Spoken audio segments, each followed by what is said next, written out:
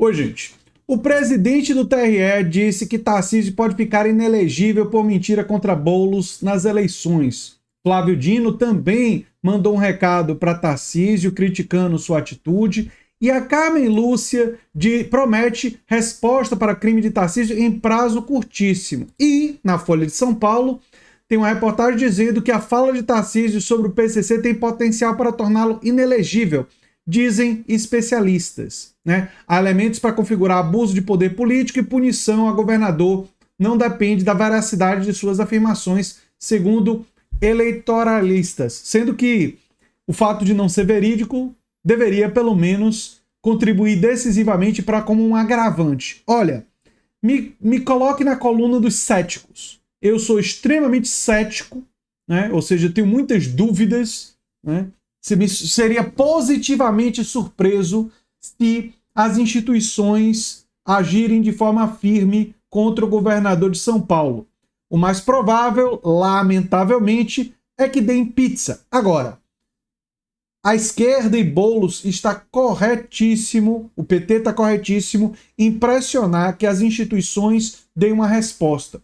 O que deveria acontecer, e que não acredito que vai acontecer, é o pleito de São Paulo ser anulado, remarcado para daqui a 2 ou 3 semanas e Tarcísio ter o seu mandato cassado, né, e se tornar inelegível. Aliás, se eu me lembro bem, boca de urna em dia da eleição dá prisão, da cadeia, né?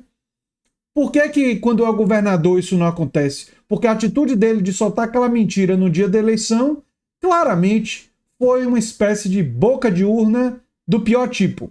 Do tipo mentiroso, usando o poder do governador.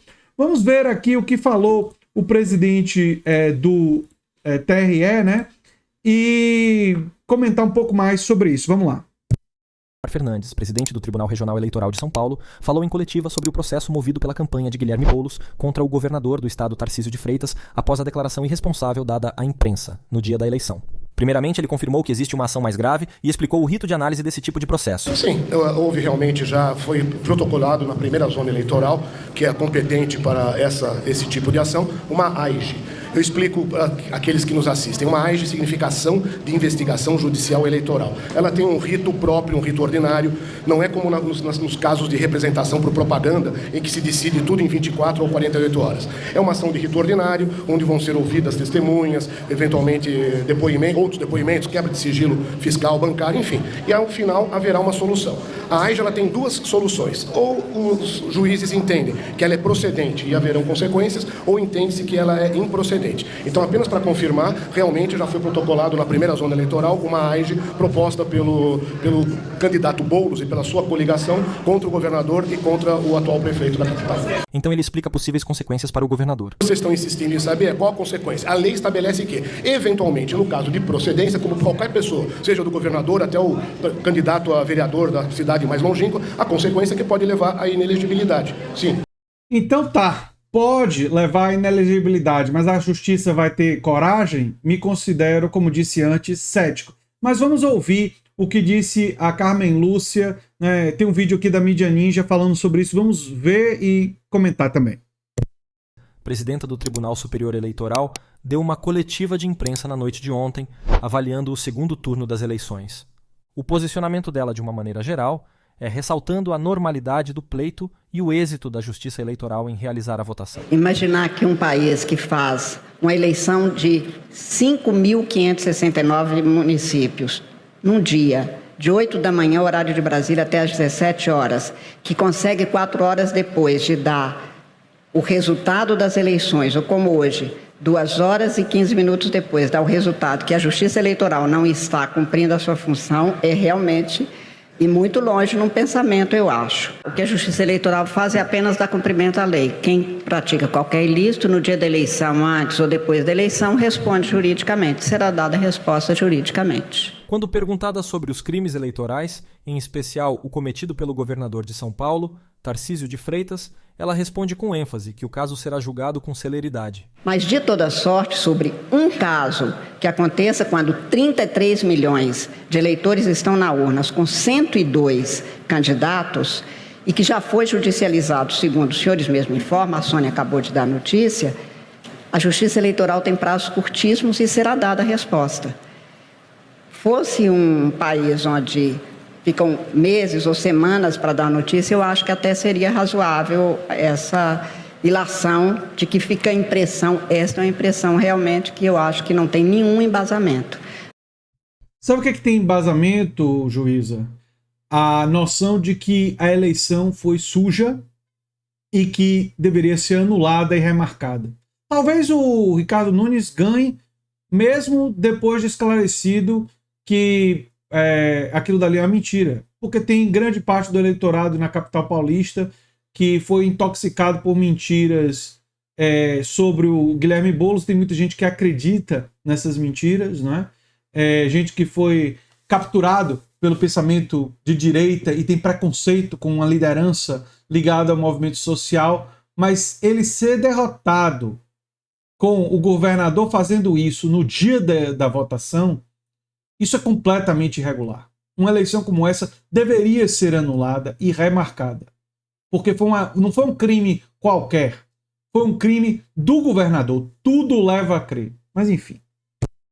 Nós estamos dando resultado de uma eleição de 33 milhões de eleitores nas urnas, 2 horas e 15 minutos depois do início de fechamento das urnas.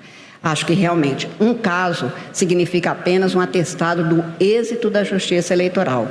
Um caso de 51 municípios com mais de 30 milhões de eleitores, convenhamos que é uma justiça que funciona muito bem. Depois ela ressalta como funciona o procedimento da Justiça Eleitoral para tratar... Mas quando o caso envolve a capital mais rica do país, a prefeitura cuja disputa tem mais impacto político, e quando se trata de uma ação coordenada do governador com um candidato da situação, cometendo, tudo leva a crer, um crime para interferir no resultado eleitoral, a gravidade é muito grande. E a necessidade de uma ação enérgica contra esse governador e para que o pleito seja justo, o que significaria anular esse pleito, é muito grande também. Denúncias. Desde 2021 que o ministro Edson Fachin, então vice-presidente da Casa, ou acho que como vice-presidente ainda, criou a Assessoria Especial de Combate de Enfrentamento à Desinformação. Todas as denúncias que chegam, e o número que eu apresentei foi esse, neste caso para o CIAD, que é o Sistema de Alerta contra a Desinformação, quando chega é encaminhado ou para a Polícia Federal, ou para uma Polícia Estadual, se for o caso, ou para o Ministério Público, para se dar o tratamento. E hoje nós temos, pelo CIAD e também pelo Centro Integrado de Enfrentamento à Desinformação, nós temos o retorno de como ele está indo. Este processo está sendo investigado, isso aqui não é caso, é uma duplicidade de notícias sobre uma desinformação, este que é o processo, o fluxo deste processo quando se tem um indicativo ou uma notícia de desinformação. Todos estes alertas, eles recebem aqui um tratamento e um encaminhamento, para que a gente saiba se aquela desinformação é verdadeira, se o conteúdo foi retirado. Às vezes ele é retirado de imediato, por exemplo, quando se trata de uma plataforma, e, portanto, não há mais o que ser feito. A busca é exatamente de impedir a desinformação, prevenir novas desinformações. Tem coisas que podem ser feitas sim, viu, Carmen? Depois de retirar, a pessoa que postou tem que ser processado, né, pelo crime que cometeu, né? Mas, enfim... me coloque na coluna dos céticos. Eu ficaria muito positivamente impressionado se a justiça vier a punir o Tarcísio por essa atitude. Tomara que isso aconteça. Tomara que isso aconteça. Mas eu ficaria muito impressionado positivamente. O que a gente tem que fazer é não depender das instituições. E para isso é muito importante que vocês fortaleçam parte da mídia independente, como o nosso canal aqui, se inscrevendo, compartilhando, se tornando membro, apoiador, quem sabe mandando um pix para andretj@terra.com.br. Um abração e até o próximo vídeo. Tchau, tchau.